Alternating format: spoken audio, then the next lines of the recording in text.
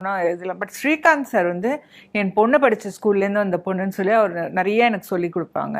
அதுக்கப்புறம் கமல் சார் வந்து நான் ஒரு டான்ஸ் ஃபேமிலியிலேருந்து வந்தேங்கிறதுனால இந்த டான்ஸ் கனெக்ஷன் அவர் வந்து நிறைய எனக்கு ஹெல்ப் பண்ணுவாங்க. நிறையா வந்து நம்ம யாராவது டேரக்டர்லாம் திட்டா கூட இல்லை பரவாயில்ல நான்லாம் இதை விட மோசமாக திட்டு வாங்கியிருக்கேன், ஒன்றும் ஃபீல் பண்ணாத, ஏன் சிவா கமான் நம்ம we have to do it and show அப்படின்னு சொல்லி நல்லா எனக்கு இது பண்ணுவாங்க. அப்புறம் ரஜினி சார் வரும்போது ரஜினி சார் வந்து ஏதாவது ஒரு பத்திரிகையில் என்னை பற்றி தவறாக எழுதிட்டா கூட வீட்டுக்கு வந்து அவர் கேட்பாரு, ஏன் இந்த மாதிரி வந்தது உங்களை பற்றி. ஒரு குமுதத்தில் எழுதிருந்தாங்க, நான் எங்கள் அம்மாவெல்லாம் பிரிஞ்சு தனியாக போயிருக்கேன்ட்டு. நேராக ஒரு ஸ்கூட்டர் எடுத்துகிட்டு வந்துட்டார்.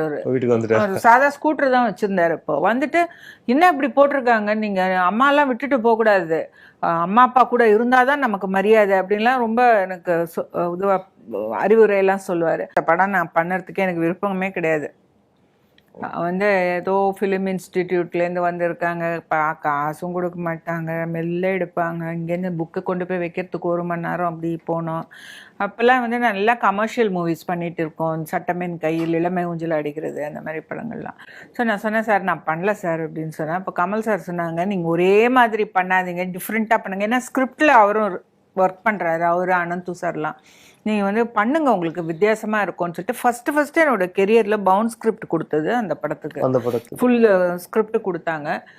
படிச்சுட்டு எல்லாம் பரவாயில்ல சார், எனக்கு ஒன்றும் அவ்வளோதான் இல்லை சார்ன்னு சொன்னேன். இல்லை நான் சொல்கிறேன் நீங்கள் பண்ணுங்க அப்படின்னு சொன்னாங்க. சரின்ட்டு என்னோட ஒர்க் வந்து ஒரு 10-12 நாளில் முடிச்சுட்டாங்க.